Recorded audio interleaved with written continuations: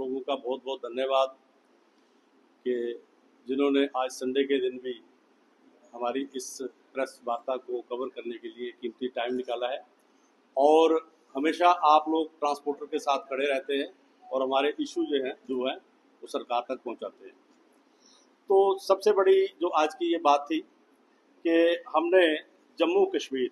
Transport welfare association का गठन किया है। और इसमें मैं आपको एक बताना चाहता हूं कि हमारा जो संगठन बना है, इस संगठन की बागडोर जो है, क्योंकि मैं समझता हूं कि अभी तक जो ट्रांसपोर्ट की जो दुर्दशा हो चुकी है पिछले टाइम से, जब से ये सरकार आई है तब से लेकर ट्रांसपोर्ट की जो हालत है वो किसी से छुपी नहीं है, वो आप लोगों से भी छुपी नहीं है। 28,000 गाड़ी आज जो है वो ब्लैक लिस्ट है। 28,000 गाड़ी, जिसकी बागडोर पकड़ने के लिए,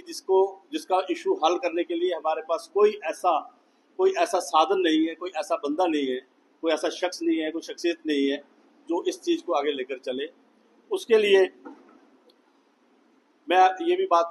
थोड़ा सा शेयर करना चाहता हूँ कि जिस समय पहले आपको पता है कि ये इशू उठा था ब्लैक लिस्ट का, उसमें स्कूटी कार भी है, आप लोगों की गाड़ियाँ भी जो है उसमें ब्लैक लिस्टेड है। तो उस समय हमने ये कहा था कि एक तो पीछे जो गाड़ी निकलती है उसके पीछे से जो फोटो लिया जाता है और वो चालान का कारण बनता है, तो उस चीज़ के लिए हमने बड़ी जद्दोजहद की थी। तो मुझे याद है उस समय डिविजनल कमिश्नर साहब को हम मिले हैं पूरी कमेटी, और हमारी अध्यक्षता जो है चेयरमैन सरदार अजीत सिंह जी ने की थी, और बहुत बेखूबी के साथ उन्होंने उस समय किया था कि 85 गाड़ियाँ, मतलब 85 चालान, एक गाड़ी को अगर 85 चालान होंगे तो भी वो गाड़ी जो है ब्लैक लिस्ट नहीं होगी। लेकिन उसके बाद जो बदकिस्मती ये है कि आज अगर एक चालान भी हो रहा है तो गाड़ी जो है ब्लैक लिस्ट हो रही है, जिस वजह से हमारे पूरे ट्रांसपोर्ट के जो जिन्होंने हमें ये ताकत दी है कि हमें प्रेसिडेंट बनाया है, और हम लोगों ने सबने मिलकर, पूरे ट्रांसपोर्ट कितने ने मिलकर सरदार अजीत सिंह जी को एक ही आवाज में अपना चेयरमैन नियुक्त किया है। मैं इस सारे सिलसिले में सरदार महेंद्र सिंह जी, हमारे senior vice president Deepak ji, Rajendra Sharma ji, Sher Singh ji, Harjinder Singh ji, मनमीत सिंह जी, अपने हमारे राजा, हमें हर अड्डे में जैसे मैं रेलवे स्टेशन से हूँ, मैं 1 करोड़ रुपए के करीब किराया देता हूँ। हमारा एयरपोर्ट टैक्सी यूनियन है, वो भी 1 करोड़ रुपए किराया देते हैं 1 साल में। तो इसी तरह हर एक अड्डे पर अड्डा फीस दी जाती है, और चाहे वो बस स्टैंड है, चाहे वो हमारा ब्यूरोस में बस स्टैंड है, कोई भी अड्डा है, हम उस अड्डे की फीस देते हैं। तो अगर उस अड्डे की फीस लेने वाली अथॉरिटियां जो है, एक छोटी सी पुली जो है, आज देखिए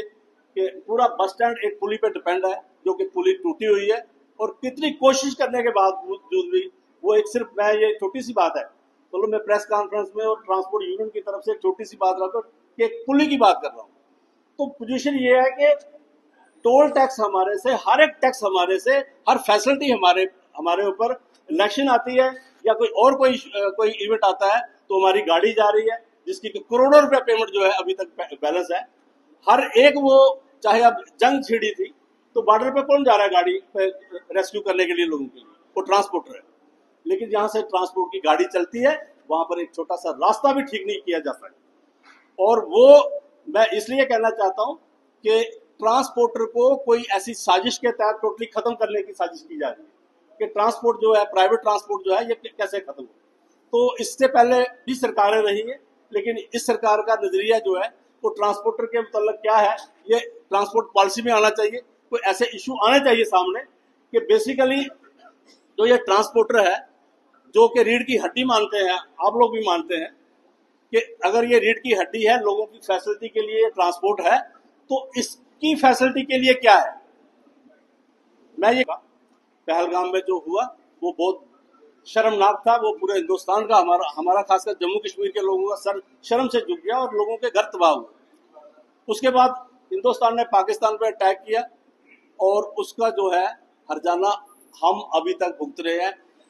कि टूरिस्ट नाम की कोई चीज जो है आज जम्मू कश्मीर में नहीं आ रही टूरिस्ट। और हम भारत सरकार को इसकी शाबाशी देते हैं कि पाकिस्तान की जो उन्होंने धज्जियां उड़ाई है वो एक मुबारक की बात। लेकिन इसके बाद इसी बात में मैं जोड़ता हुआ ये कहूंगा कि अमरनाथ यात्रा, हमने सोचा नहीं था कि अमरनाथ यात्रा भी हो सकती है इस साल, लेकिन भारत के प्रधानमंत्री, home minister, J&K government, J&K के हमारे माननीय LG साहब, प्रशासन ने, पूरा सिक्योरिटी फोर्सेस ने वो यात्रा जो है कंप्लीट कराई। चाहे वो यात्रा कुछ ही परसेंट थी, मतलब 20% के करीब वो यात्रा हुई है, लेकिन ये एक मुबारक की बात थी कि उन्होंने ये यात्रा कराई। और पूरा ट्रांसपोर्टर, मेरे ख्याल कश्मीर में भी आम लोगों ने उसका स्वागत किया है, पूरा ट्रांसपोर्टर इसके साथ खड़ा रहा। लेकिन मेरा ये मानना है कि अगर हम हर दुख सुख में ट्रांसपोर्टर खड़ा है, तो ट्रांसपोर्ट के लिए इस सरकार को, भारत सरकार को कुछ ऐसा कुछ करना चाहिए, इस J&K गवर्नमेंट को कुछ ऐसा करना चाहिए कि ये जो तबका है जो लोगों के काम आता है, अगर किसी ने स्कूल जाना है, अगर कोई बीमार है, लेबर यहाँ से वहां जा रही है, कोई भी काम ट्रांसपोर्ट के बिना नहीं है, और अगर ये ट्रांसपोर्टर उस अपनी ड्यूटी को निभा रहा है, तो इस ट्रांसपोर्टर के लिए कोई स्पेशल पैकेज होना चाहिए।